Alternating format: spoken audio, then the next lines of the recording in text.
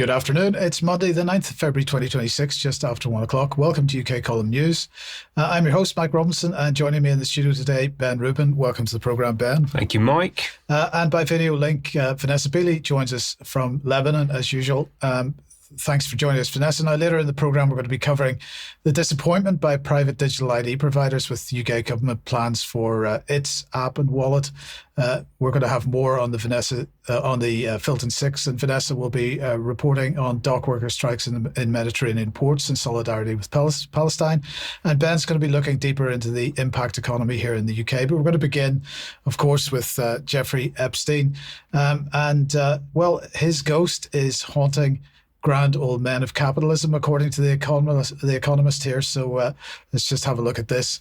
The taint of the disgraced financier will endure, is what they say in the subhead. So, as I say, the Economist clearly desperate, as is the rest of the mainstream press, to keep his tight lid on who was and who wasn't involved with Jeffrey Epstein as possible. As much distraction as possible at the same time. Some heads will have to roll, of course, as Ben will discuss in a moment. But The Economist wants to reassure us that even before the Department of Justice document dump, the Epstein issue had claimed enough high-profile careers to fill a private jet. Les Wexner, a retail magnate, was employed by Epstein as financial advisor, was the first to go, they said. He resigned from L Brands in 2020. The next year was Jess Staley, boss of Barclays, and Leon Black, founder of Apollo. Some of the biggest names, from Bill Gates, co-founder of Microsoft, to Larry Summers, former Treasury Secretary, they described the word they used was tarnished. And then it was Brad Karp, who is was chair of what they describe as the white shoe law firm, Paul Weiss. He resigned, and they say that more will follow. But this is just a changing of the guard, they describe it as. Nothing to see here. The situation may be explosive because, quote, so many who spun in Epstein's orbit are still in power.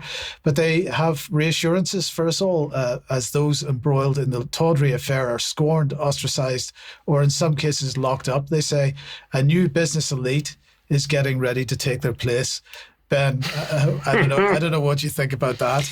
Well, that's good, isn't it? It's like, here's one I made earlier. Yes. Don't worry about those nasty old men of capitalism. We've got some new, less nasty, or certainly less publicly acknowledged as being nasty men and women, I would imagine, of capitalism to come through. Right. Well, okay, but let's stick then with Peter Mandelson here, because the question is how much money he received following his sacking as British ambassador. I couldn't resist putting this image up because it's probably one of the last times we'll ever see this particular one. But anyway, there seems to be some confusion about this in the mainstream press. The BBC says it was £40,000. The Telegraph says it was £50,000. Either way, it's pocket change to him, so he isn't going to be too concerned if he has to pay it back, as people are now demanding. Maybe the police have found it, Ben, under his mattress during the search of the two properties at the end of last week. The property that he rents from Lord Rothschild? Allegedly. Allegedly? I don't know if it's allegedly. I've heard it quite conclusively that that's the case. I think you're going to be able to use that picture again. Mandelson. So, yeah, of course he is. Like a bad smell. He's not going away. Right. Okay, well, let's stick with him then. Yeah, okay. Well, what did Mandelson have to say about our next individual of interest? Let's have a little look. He said about this person, I don't know who and how and when he was invented, but whoever it was will find their place in heaven. We are, of course, talking about Morgan McSweeney, who is the second head to roll, metaphorically speaking, at the top of the Labour Party, former now Chief of Staff to Keir Starmer, one of the most powerful people in the modern Labour Party movement, has been in the game for 25 years. He actually began working for Labour in what the BBC called the Towering Infernal. So this is Millbank Tower, former HQ of New Labour, where he helped to build the infamous Excalibur computer, which rivaled MI5 in the information it held of anybody and everybody, friend or foe. He built that for Mandelson. So he was key team member working for Mandelson, and has been inside number 10, keeping Mandy's eye on Starmer, I think is probably fair to say. And he's now gone because he was one of the people that recommended that Mandelson be appointed as our US ambassador. He's released a statement saying that after careful reflection, I've decided to resign from the government. The decision to appoint Peter Mandelson as US ambassador was wrong. He has damaged our party, our country, and trust in politics itself. When asked, I advised the Prime Minister to make that appointment, and I take full responsibility for that advice. In public life, responsibility must be owned when it matters most, not just when it's convenient. In the circumstances, the only honourable course is to step aside. I wonder if he said the same thing to Keir Starmer. I don't think so. No, probably not. Anyway, he went on to say, while I did not oversee the due diligence and vetting process, I believe that process must now be fundamentally overhauled. This cannot simply be a gesture, but a safeguard for the future. So he takes personal responsibility, but actually it was just a process issue. Right. Really, I mean, that was really the problem here. Nothing to do with McSweeney. He goes on to say, I remain fully supportive of the Prime Minister. He is working every day to rebuild trust, restore standards, and serve the country, which I think is laughable from a man like McSweeney. Although I am sure he still does support Starmer because he's actually pushing forward the policy agenda that no doubt McSweeney and Mandelson and the rest of this crowd are behind. Now, we talked about McSweeney at the end of last year. It was related to this organisation. So this is Labour Together, which is a charity established in 2017, which exists to deliver bold ideas for a Labour government. It says on its website that in Labour's wilderness years, Labour Together was founded by a group of MPs fighting to make the party electable again. Today, Labour Together is a think tank offering bold ideas for Britain under a Labour government.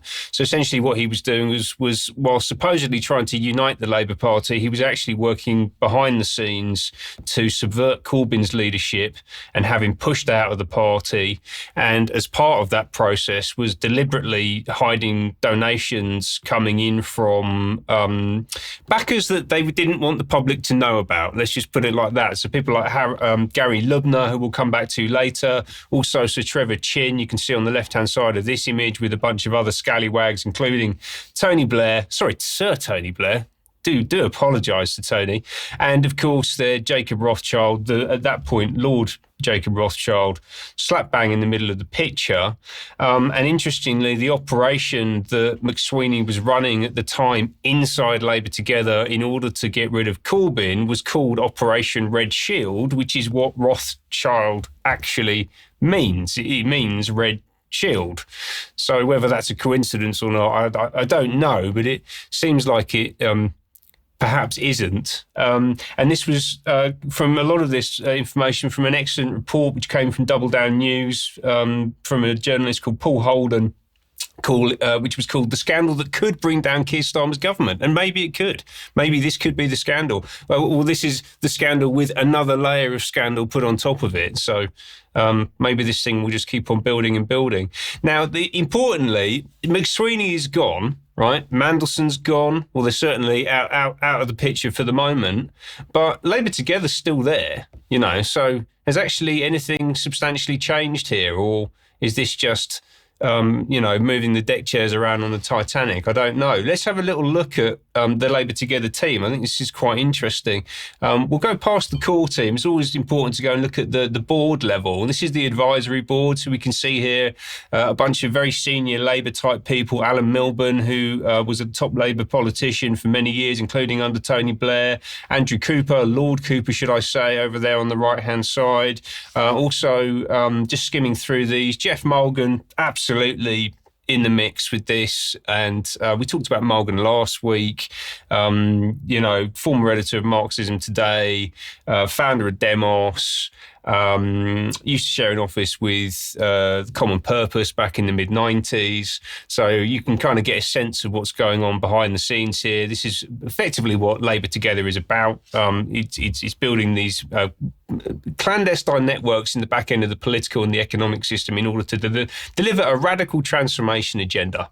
ultimately, which has very little, if anything, to do with the best interests of the British people. And importantly, and I only just noticed this earlier on today, if you go to the Labour Together website, they have these sections on the team and then the advisory board, but they don't really want to talk about the board, because the board, which is the actual the operational oversight, this is where the governance of the organisation comes from, only gets a tiny little reference, and they don't have any pictures on there. So I thought we'd just bring them all on screen, or at least three of them, three particularly interesting ones.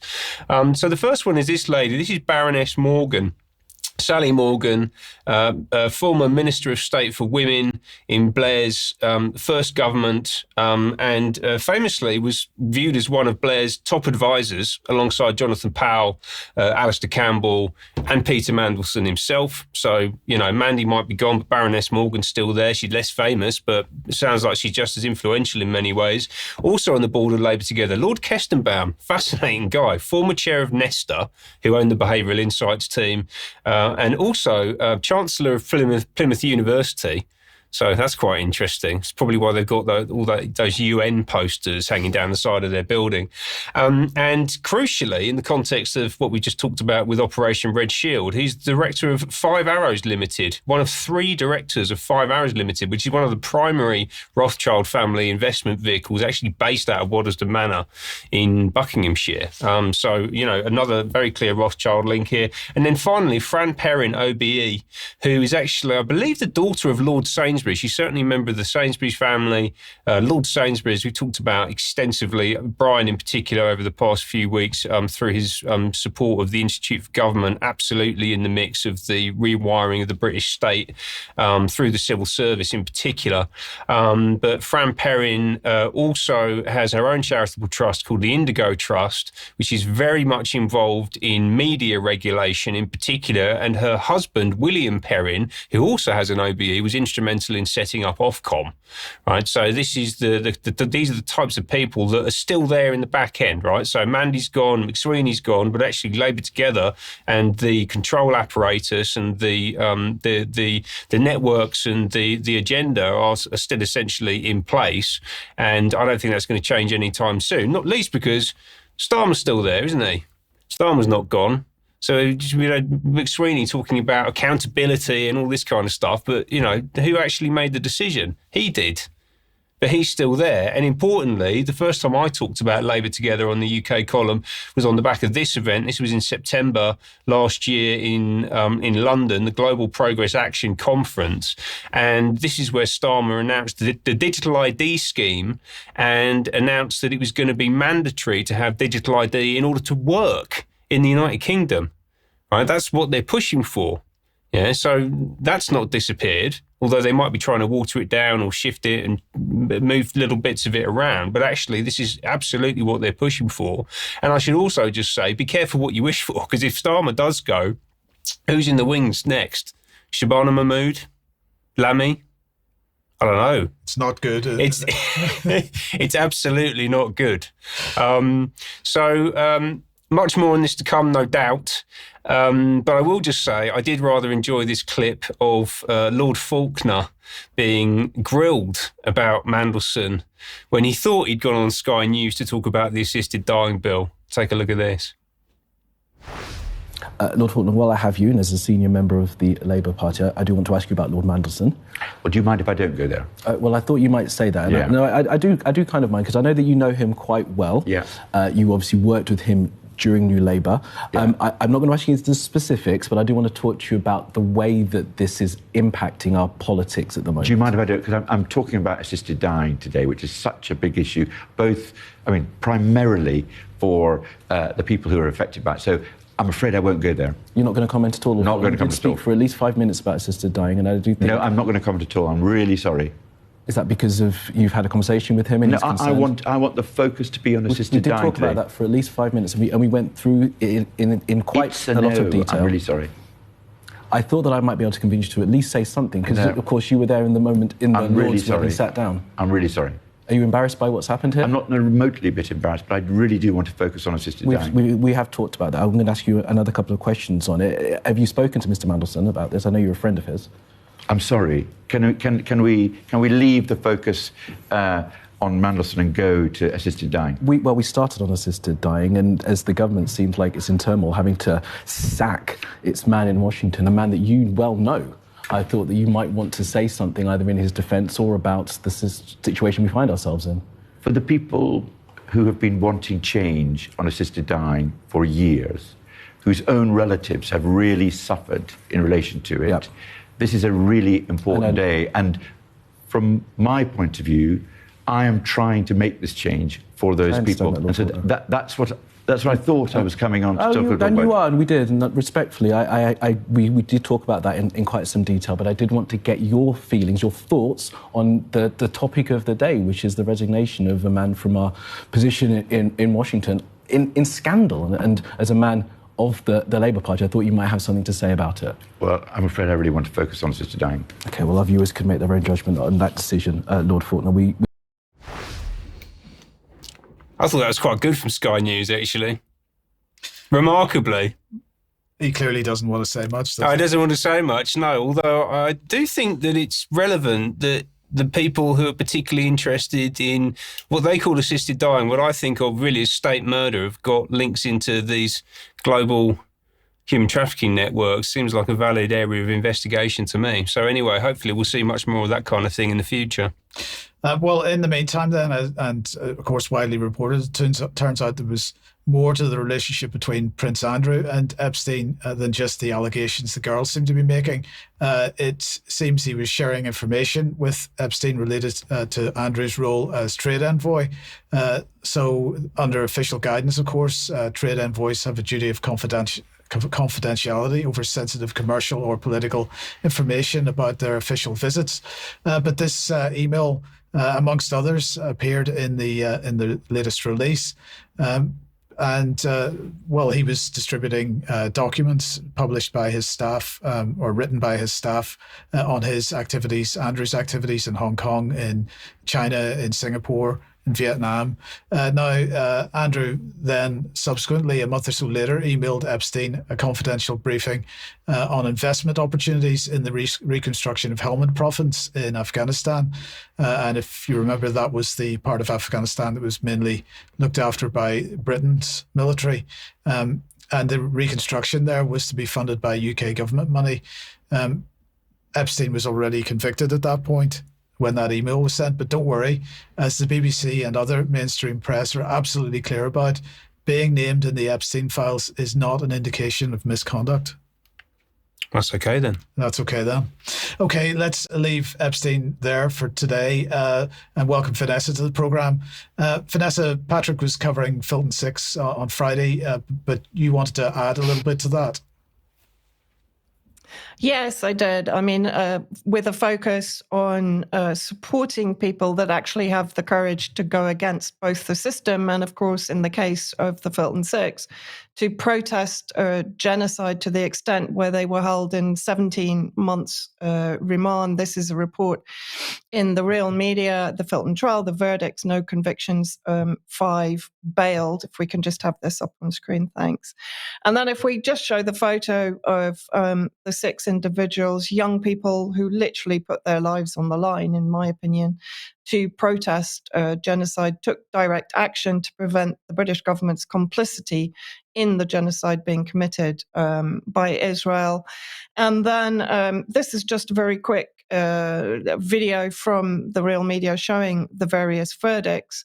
If we can just quickly play that, people can see it and freeze frame it if they want to read the results.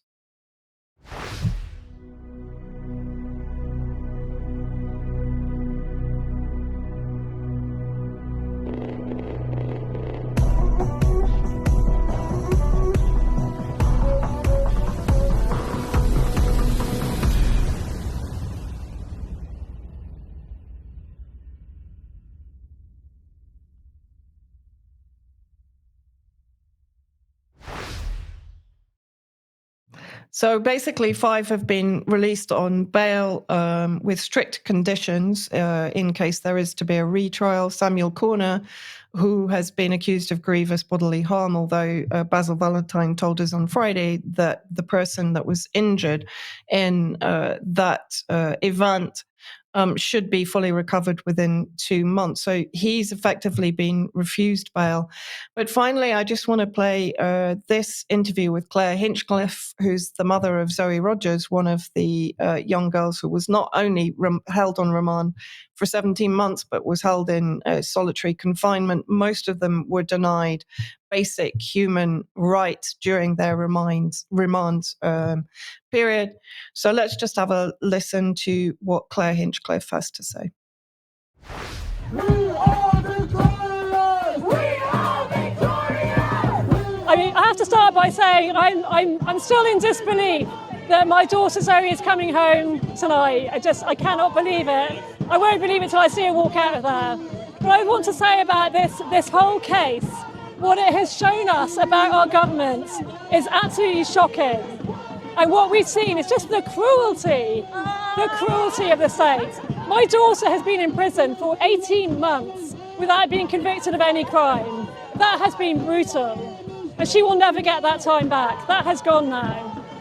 This is a government who not only had invested all their resources in arming a genocide, refusing to stop arming Israel when they're clearly what is widely believed to be a genocide, but they have prosecuted and imprisoned without trial and treated as terrorists the people that took exception to arming Israel, even while this government was breaking international humanitarian law. They've treated those protesters who in good British protest history have put their lives on the line. They've taken direct action in the same way the suffragettes did and the same way the anti-apartheid campaigners did, and yet they've been treated as terrorists. And the cruelty is breathtaking. And so there's a clear message now from the British public and the form of 12 members of the public in the jury to say that they disagree with the government's assessment of them as criminals and as terrorists. Nothing to add to that, but I think it's a very good reminder as to what exactly our government is doing to anyone that challenges their decisions. Yes, indeed. Thank you for that, Vanessa. Okay, let's move on. If you like what the UK column does, we do need your ongoing financial support and all kinds of support. In fact, here on the front page, you'll find a button to click to take you to information on how you can support us. If you can't support us financially, please do share what you find on the website or any other places, because that helps us defeat the censorship regime. Now, Jerm tonight at 7 p.m. speaks to Matthew Freeman on the historical and ideological roots of those believed to influence world events and religions. So join Jerm at 7 p.m. for that. 1 p.m. tomorrow, Brian is speaking to Erin about how the feminist agenda has been used as a deliberate and orchestrated attack on both women and men. This is part of the Gutsy Women series. So join Brian for that if you can at 1 p.m. tomorrow. Okay, let's move on then to digital ID, because not all is well, or all is not well, rather, in the world of digital identity at the moment. Private sector providers like Yoti, Credus, and ShareRing are finding the way that the Starmer regime is going about things a bit tricky at the moment. This is highlighted in a post on LinkedIn by British lawyer Richard Oliphant, headlined UK Digital ID Landscape, Information Gateway and DVS Providers. So there's the headline. Now, this is not a title. This is not his title for it, rather, because this title has been brought helpfully forward by LinkedIn using sloppy AI to generate the headline. So, well, you can make your own decision about that. But anyway, what's he talking about? He's commenting on the recent webinar hosted jointly by the Government Digital Service and the Department for Science, Innovation and Technology. And his post focuses on the legislation which enables digital ID in the first place, which is the Data Use and Access Act, and specifically Section 45, which establishes an information gateway, which is supposed to allow access for private sector identity providers to government-held data, including the digital driving license that I was reporting on last Wednesday, and other so-called attributes such as the right to work, age, and the rest. These are now known as verified credentials. Now, the problem is that there are no plans to allow the private sector to have access to these government-held verified credentials at this time. And this naturally has the private sector worried, because they've been hoovering up all kinds of venture capital, because any government-mandated market is one that any private sector company would want to be in, certainly venture-backed private sector companies, but not if they're competing directly with the government itself. And this is Oliphant's main point, because he's saying here that prima facie, this conflicts with Section 45 of the Data Use and Access Act and accords the UK government wallet an unfair advantage over DVS certified wallets, that's private sector wallets, improving age, identity, eligibility to private sector services. And he reports that the Department for Science, Innovation and Technology said during the webinar that public authorities will not be obliged to share information with DVS providers. And he said that this is a breach of the statutory requirements. The question is, why does he expect this regime to obey the law? They're not obeying the law in any other policy area, so why on this one? It becomes very hard to see what the role of the private sector will be here, particularly because the regime imagines that this new digital driving license will be used for all the kinds of things the private sector thought they would be doing, like getting served in pubs, getting into the cinema, getting access to gambling accounts and betting shops and so on, opening bank accounts. So the question is, how long will the venture capitalists stick around? And bearing in mind the success of government IT projects over the years, Ben, and over the decades, in fact, the digital ID rollout promises to be a mess, which is maybe something that we should welcome. But anyway, unless the aim here, and I'd be interested in your thoughts on this, and unless the aim here is to drive the private sector into the arms of the public sector to create yet another public-private partnership?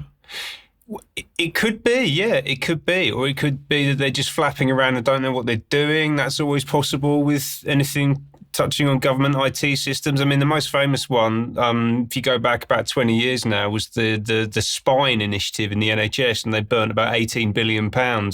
I remember reading a quote at the time saying that they tried to build their own internet. That's what they tried to do, because the NHS couldn't possibly just use the existing infrastructure. They had to have their own thing. They burnt £18 billion of taxpayer money, paid a load of bonuses out to Accenture partners and Fujitsu and a bunch of companies like that, and then delivered basically nothing. And then they moved on to the next thing. Nothing. No one got fired. Nothing really changed. And this is what they seem to do. It's very interesting, though. I guess they could be just trying to burn a load of venture capital money, like deliberately. Wouldn't surprise me, if we're gonna. I don't know. It's fascinating. Yes, so we'll keep an eye on this and see how it develops. But at the moment, some unhappy private sector digital ID folks. I know. But couldn't happen to a nicer bunch of people. Well, indeed. But let's talk about a term: Systemcraft. Systemcraft, yeah. Great, isn't it? They love coming up with these things. We're going to talk about the elite leadership networks working across the UK to transform our society into a public-private partnership, actually. That's what's happening. And we mentioned this organisation at the end of last year quite a few times. I think I did 3 weeks on the trot talking about the Forward Institute, which is one of these new leadership networks. It's a non-profit based in London. It exists to shape a better future through responsible leadership. They've got 1,500 people in the programme. It's run by this guy, Adam Gregecki, who is a former Boston Consulting Group consultant, BCG being one of the top strategy firms, strategic partner of the World Economic Forum. He's also governor of the ARC Academy, which is Paul Marshall from GB News' attempt to reshape, not just an attempt, he's an active programme to reshape the education system in the UK. And he's also a member of the World Economic Forum Global Shaper programme, which is like their Young Global Leader programme for the under 30s. So this is absolutely, without question, a World Economic Forum guy and agenda that is being promoted here. They've got this fellowship program for 2025. They talk about not just navigating the future, but leading it.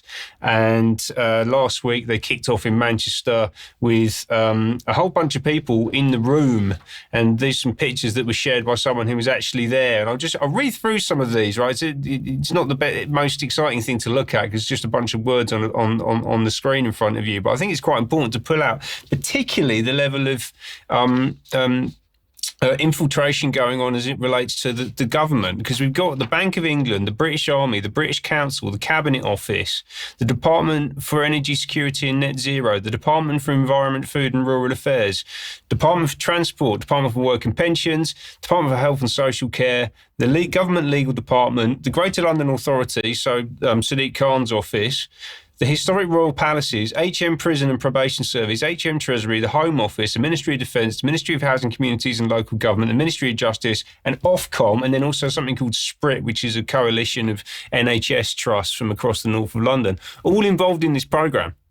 Yeah, so this is absolutely infiltration of government, but then also you've got in the mix there a bunch of international corporations. You've got Barclays, you've got Centrica, which is British Gas, and then a bunch of advisory organisations. So Boston Consulting Group are involved, Group of Humans, which is a digital transformation network. I actually know people who are involved in that, who work there, and PwC, formerly known as PricewaterhouseCoopers. And these people are coming together in order to network, to build a perspective on what's going on in society, inside their organisations, and then to migrate to a new system. That's ultimately what they're doing. And they spent 3 days together in Manchester in a hotel. Day one was about zooming out, seeing the system today. Day two was about zooming in, listening across the system. And then day three was what next? Inquiring in our own systems. So come together, get a load of information, share ideas, build connections, and then think about how we're going to take that off around society, around the UK, adopting what they call a cross-systems perspective. So this is absolutely common purpose type language. So breaking down silos is what common purpose used to talk about. And this cross-systems thing is absolutely the same. This idea of leading in uncertainty. So if there is a polycrisis, as we're constantly being told, how do you navigate through that, and what are the leadership attributes that you need to have? How do you articulate strategy, motivate people, all that kind of stuff? Is leading in uncertainty another way of saying order out of chaos? I think that's good. I think you've just landed on something there, haven't you? That's absolutely correct. That's exactly what it is. And then this word Systemcraft, which is coming up again and again now. And what does that mean? Well, you're crafting the system. They're re-engineering the system. So you've got these leadership networks who are coming together to think about how we rewire the whole of society. We heard about it a lot over the past few weeks in the civil service. It's not just in the civil service, it's not just in government, it's everywhere. And it's being facilitated through certainly still common purpose, because they're absolutely active, but more internationally. But this Forward Institute is right in the mix in terms of how that's playing out in the UK today. Systemcraft is the term that they're using. The lady running that session is this lady, Dr. Kate Simpson, who is a Cambridge professor and the director of the Systemcraft Institute at Cambridge University. And she developed these skills through something called Wasifidi, which is a consulting business based in Kenya. And this is one of the things I find really interesting, because you've got people in essentially like former imperial outposts who are using these techniques for transforming the system, the societies that they're in Africa, and Singapore is another really good example of where you see this stuff happening a lot.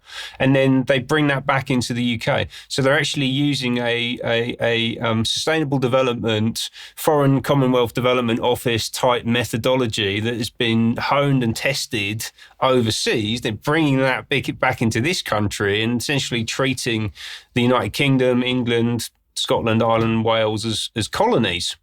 Essentially, that's the methodology and the mindset that is behind this. Is absolutely what we're seeing. And the Cambridge Institute for Sustainability Leadership, CISL, which is where Kate Simpson is based, is where this picture was taken.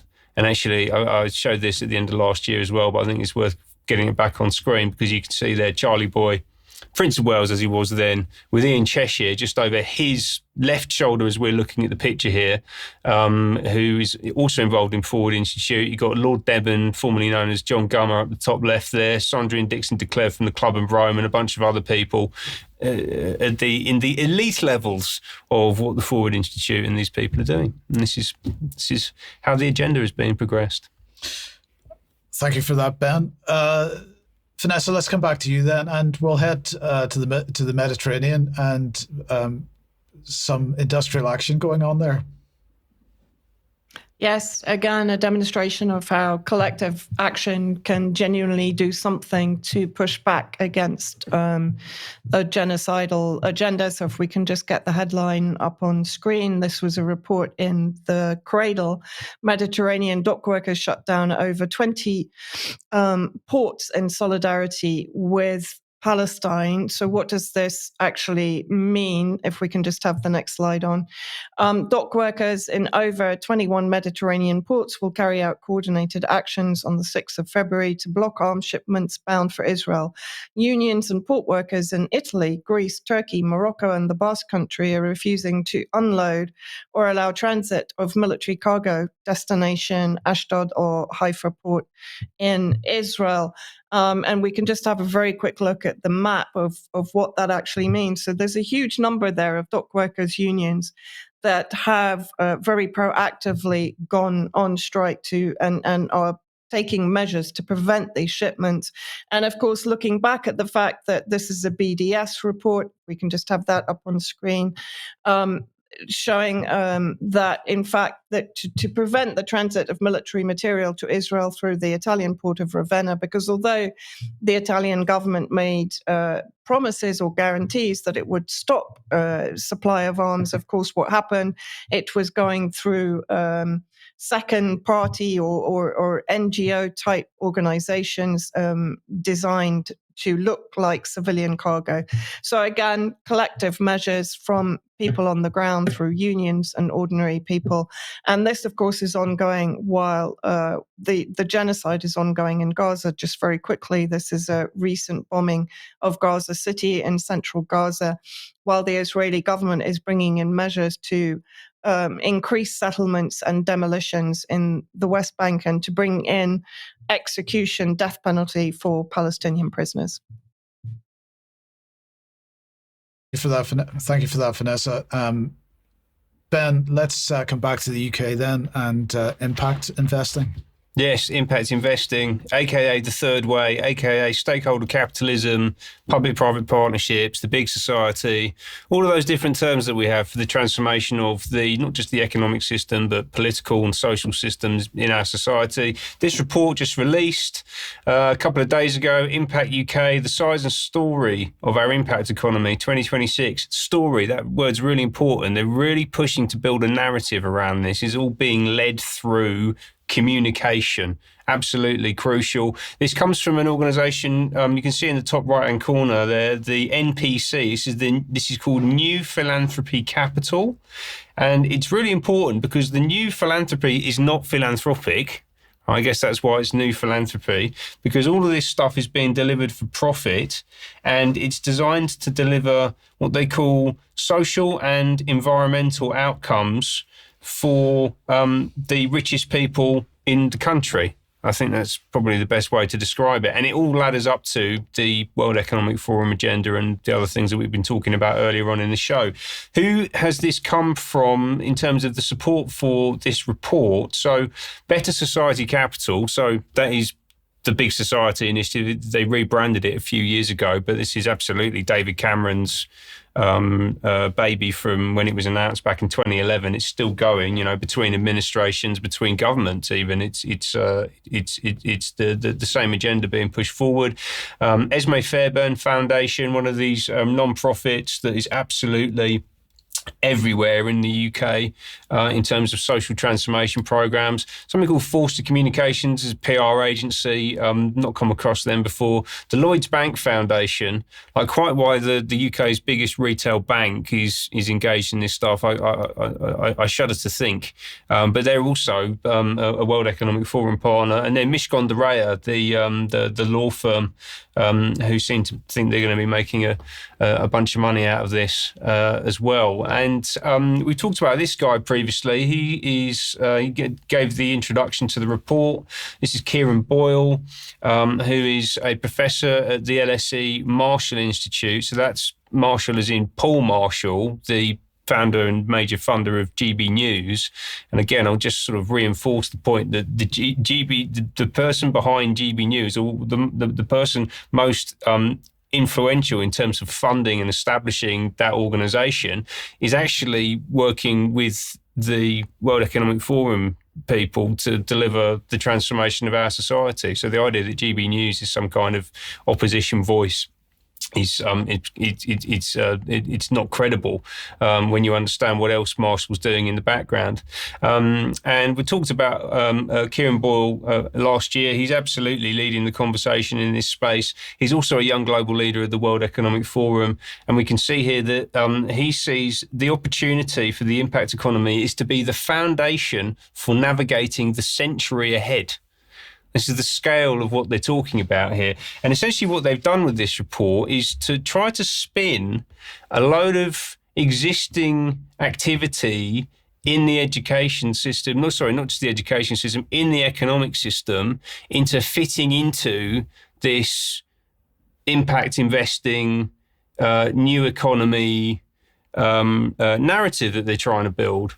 And what they're saying is that 15% of economic output in the UK is impact economy, when it isn't at all. And it certainly wasn't established on that basis. And they've started pulling out a bunch of numbers. So you can see here, 428 billion, if you get those back on screen, 428 billion pounds in the centre right at the top there, centre left at the top there. UK impact economy apparently is 428 billion pounds. There are 700 companies that they've focused on for doing this research. And this goes across the education system, the housing system, charities, trade unions, trusts, different political parties apparently are part of this as well. And I think that they're really reaching here is what I would say. This is coming across as a little bit desperate to try to build this into something which it isn't yet. And actually, I'm getting this sense across the piece, actually, to go back to the section I was talking about earlier with Systemcraft. When you read through their documentation, you can see that one of the big things that they're coming up against is that reality is not doing what they want it to do. So you're having all of these diktats handed down as to what the future is going to be like, but actually reality is not responding, humanity is not responding in the way that they expect. And I think this is just another really good example of that. So this impact economy that they've said is going to be absolutely foundational to the way that this society is going to run over the next 100 years, they've actually had to create out of a load of smoke and mirrors and turning numbers that have got nothing to do, frankly, with this initiative into something that they can apparently lay claim to.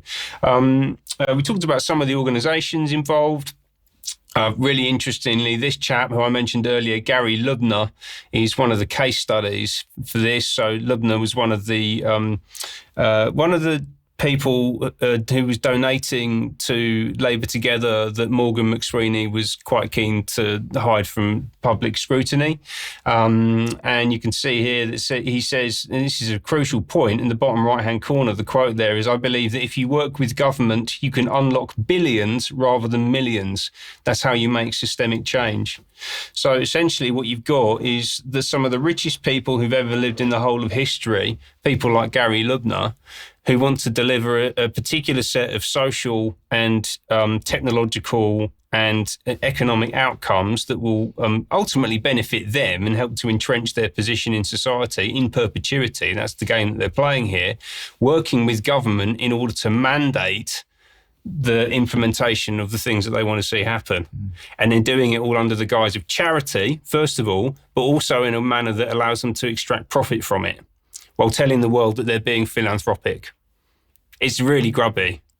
Right, this whole thing, but this is absolutely front and center in terms of what the system is pushing towards, and it all stems from the big society, So this term didn't exist. Impact investing didn't exist really. There was a slight blip because Sir Ronald Cohen, actually introduced this back in around 2009. So he did some of the early thought pieces and public statements about it, but it really kicked into gear when the Big Society Initiative was announced in 2011.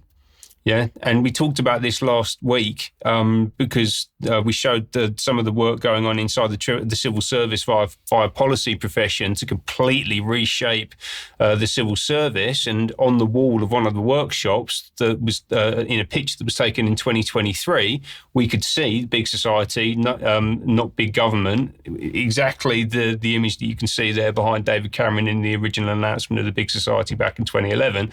And then, as you can see, this term has then been pushed out into public discourse through the media, through government communication since then, and they're trying to turn this into the next thing, ultimately. And if you want to find out more about that, then the best place to go, actually, not just because I'm saying it, but also because when I searched for it, is one of the first things that came up, is this article from Martin Edwards on the UK column back in 2011, where he laid the whole thing out. And it's about as relevant today as you could possibly imagine. Great piece of work, and just goes to show that the UK column was on the case back then, and I believe we probably still are right now.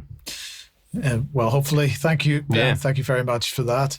Vanessa, let's come back to you now. And while the focus has been, of course, on the human cost of what Israel's been doing in Gaza and so on, and in the West Bank, the environmental cost is also something that we should not ignore. Yeah, and I find it particularly interesting. I mean, you and I, Mike, were talking about this earlier in the sense that the WEF is now talking very much, all of the kind of oligarchy class are talking about making assets of fresh air, of water, of all of mankind's natural resources. And yet here you have the Zionist bloc basically destroying the environment, committing ecocide, particularly in this region, in all of West Asia. And the most recent report is this one: Israeli chemicals devastate 540 hectares of Lebanon's borderlands. So that's basically in southern Lebanon, where Israel has been spraying farmlands with glyphosate. And this is a section of a report from Russia Today and their correspondent, Steve Sweeney. Scarred by war. Initial laboratory analysis has now identified the substance as a herbicide banned in Lebanon and several other countries, one the World Health Organization says increases cancer risk. Laboratory analysis results showed that the substance sprayed is the herbicide glyphosate, which could damage vegetation cover with direct repercussions on agricultural production, soil fertility, and ecological balance. The ministry say this was neither accidental nor harmless, and one human rights group condemned the incident as a war crime. The deliberate targeting of civilian farmland violates international humanitarian law, particularly the prohibition on attacking or destroying objects indispensable to civilian survival. Large-scale destruction of private property without specific military necessity amounts to a war crime and undermines food security and basic livelihoods in the affected areas. And of course, this is a policy that Israel has conducted throughout history, really, poisoning wells in Gaza and also spreading glyphosate on the borders between Israel and the barricade that maintain the prison of Gaza itself. Now, this is a report from March 2025, forced desertification in Lebanon, which is related to the use of white phosphorus. And bearing in mind, it's not only white phosphorus itself, they're dropping incendiary bombs onto forestry and farmland for the last 2 or 3 years since the ceasefire in November 2024. And the report documents Israel's use of white phosphorus bombs in this war against Lebanon since the events of October the 7th. And then if we actually have a look at the report itself, director of the Nature Conservation Center at the American University of Beirut says the spread of white phosphorus can affect multiple ecosystems and may threaten food security at the local level. It will contaminate water streams, impacting the health of nearby communities that rely on these sources for drinking water. Nearby fish traps become at risk of contamination, which could transfer to humans through consumption. And this was confirmed by the National Authority of the Litani River, as the Israeli targeting, which affected all Lebanon, also reached the Litani River. This impacted the river's color, and the odor emanating from its course was toxic, according to information obtained by the ARIG from the authority through the Global Initiative. Now, I have also first-hand knowledge that much of the spring water that is sold here in Lebanon comes from sources related to the Litani River. So potentially those are also being contaminated. Then if you look, you mentioned the human cost also, Mike. This is the high civilian toll from phosphorus aggression, if we can just have a look to that. According to figures from the Lebanese Ministry of Health, the number of casualties during the ongoing war from October the 8th, 2023 to October 20th, 2024 reached 2,412 people, including 257 individuals who were injured by white phosphorus. This indicates that 10.6% of the injuries were caused by the phosphorus. So, I mean, this is a banned substance. It's constantly used, of course, in Gaza during the so-called mowing the lawn campaigns by Israel to effectively target civilian communities inside Gaza, not only since October the 7th, of course. And then if we go back to 2024, this was the war against Lebanon's trees, Israel's wars on Lebanon's trees. And again, if we look at what the agricultural ministry here has said at that point, Israeli bombing has caused severe damage to 6,000 hectares of agricultural land. 2,000 are totally destroyed, 60,000 olive trees destroyed, some 300 years old, citrus, banana, almond trees, and vast areas of forest destroyed. And then also in the last couple of days, there have been instances of glyphosate poisoning. Sorry, I've got it, the S and the P the wrong way around on the slide. On farmland in Hebron, local activists told Wafa that Israeli forces chased shepherds in the community of Khirbet Jimba in Masayata and barred them from reaching grazing areas before arresting Palestinian citizen Shah Ahmed Isa and his son Mamoun. He also added that the colonists from the Shujia colony built on Palestinian land in Masayata destroyed large areas of wheat and barley fields in the region. The fields were sprayed with chemical substances late Thursday night using drones, causing heavy losses for farmers.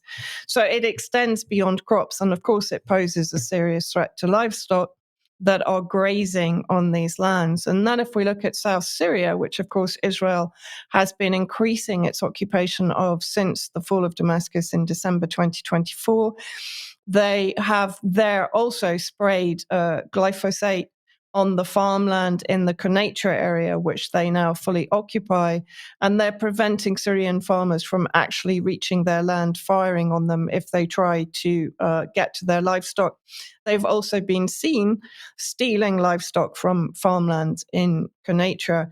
And of course, that goes back historically. Israel was responsible for many of the forest fires, particularly in the south, but also through their al-Qaeda proxies who set fire through incendiary devices both in the northeast and the northwest. And then not related to West Asia, but still related to the destruction being caused by Israelis, and particularly, sorry, if I can just have the slide back on screen, Israeli settlers in Patagonia in Argentina, and not forgetting the Andina plan, which was part of Theodor Herzl, one of the founders of the Zionist movement in the late 1800s going into the early 1920s onwards. It was seen as a potential settlement land before Palestine was finally agreed on. And apparently there are accusations that there are Israeli settlers that set alight the Patagonian forestry. So again, while the WEF is talking very clearly about privatizing all natural resources, are the Zionists creating demand for the WF, etc., to be able to privatize those resources? Good questions, Vanessa. At what point is the world going to say enough on this? Whether the target is humanity or whether the target is the environment? What are your thoughts on that? Well, I mean, they haven't said enough after more than 2 years of the slaughter of Palestinians in Gaza. I guess for many people, the environment, the nature, and the whole ecological structure in West Asia is being destroyed, which will eventually have an effect on the rest of humanity, of course. Yes, indeed. Okay, well, thank you very much for that. Now, we're going to finish then today with the BBC, of course, because what could be better? Well, the news, of course, is that the annual cost of a TV licence is going to rise to £180 from the 1st of April 2026. And this is required by the 2022 licence fee settlement in line with inflation, apparently. So, I mean, the rise isn't that much. I just think it's obscene that anybody's expected to pay £180 a year to that organisation. But anyway, the BBC is, and Vanessa, I'd be very keen on your thoughts on this, but the BBC is, according to the Starmer regime, the UK's #1 media brand, with 94% of UK adults using the BBC each month last year, and it remains the UK's most widely used and trusted news outlet. That must be true. I think they should get UK Column Verify onto that. In my opinion, the BBC is not fit for purpose, and anyone who still thinks it is kind of living in an ulterior dimension to the rest of us. Yes, well, indeed. Well, I'll tell you what, though, I think it might be true. Do you? Yeah, I think he's probably the most trusted news brand still. Yes, well, I think he probably is. Yes, but we need to change that. But no, we certainly do. Yeah. Anyway, the question is, what are they doing with all this money? Well, the BBC has recently announced a series of initiatives with what they describe as the aim of bringing trusted public service content to more young people and families where they are. And so that is including a new content partnership with YouTube that the BBC was very pleased to tell us about a few days ago, with a CBeebies parenting YouTube channel launching later this year. What could possibly go wrong? As well as 6 themed channels featuring content from CBBC shows. So they're absolutely targeting the children here. And of course, this is undoubtedly going to bring quite a lot of ad revenue to the BBC as well, of course, because this will undoubtedly generate quite a number of views. That's quite a big shift for them. Going to YouTube. That's an admission of failure for them in many ways. Well, I would say so. Yeah, I would say so. But anyway, look, the current BBC charter began on the 1st of January 2017 and it ends on the 31st of December 2027. The Royal Charter is what provides the BBC with its constitutional basis, and it also defines the BBC's mission with a capital M and public purpose with two capital P's there. And it sets out how the BBC is governed, regulated and funded. This is how the government describes it. But anyway, there is a charter review going on at the moment. This is a big discussion within the BBC itself.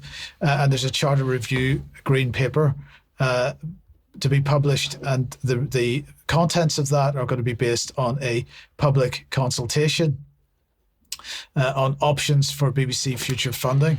Now, that consultation is currently running, and they say that the BBC belongs to all of us. We are therefore looking to hear from a wide range of voices on the future of the BBC as our national broadcaster and how it can represent and deliver for every person in the UK as part of the Charter Review. Now, the links for this, if we put this on screen, the links for this will be in the show notes and on the UK Column website. And of course, that will include the link to the consultation response form itself. And I would say everybody needs to be responding to that. Please do. Yeah. whether they'll listen to anything that you have to say is up for debate. I put a complaint into the BBC once. Oh, heard nothing back. Well, I can't imagine why. That's because the BBC complaints, if I remember correctly, are run by Capita. Yeah, it is Capita. Yeah. So that's certainly one reason for that. Vanessa, just to finish off very briefly, I mean, what would be your thoughts on how the BBC should be funded? I suspect the answer that's coming is it shouldn't be. Exactly, it shouldn't be. It should be defunded. Yeah, but the problem here is the problem here is it is an element of British soft power, so it's something that the British government would consider it to be an organ of the state, and so it's not going to be let go in any way, whatever the final settlement is. Yeah, but then surely the state should pay for it. Why should the public have to pay for it? I mean, if it's essential to the existence of the British state, which is effectively what you're saying, and certainly through foreign policy, the BBC is very important to that. So yes, the government should fund it. Well, yeah, unfortunately But we fund the government. So actually, I mean, it's de facto, it's government department. Yes. It presents itself as being independent, but it's funded through taxation. That's what the licence fee is. So it's de facto a government department. So, yeah, my view is, I mean, putting aside all of the issues that we could obviously sit here all week and talk about the things that are wrong with the BBC, the basic thing to say is, if it didn't exist today, would you create it in its current form? And the answer is no. No. So that has to be your starting point. Indeed. So it should be defunded, but then so should the government. So anyway, we'll talk about a bit more about that in Extra in a few minutes. Thanks to everyone that's joined us for the news today. If you are a UK Column member, stick around on the live stream. If you're not a member, we do absolutely need your support. So if you'd like to join and join us for extras every time we do them, please sign up on the website. But anyway, thanks for watching. We will see you next for Extra. See you then. Bye-bye. Bye-bye.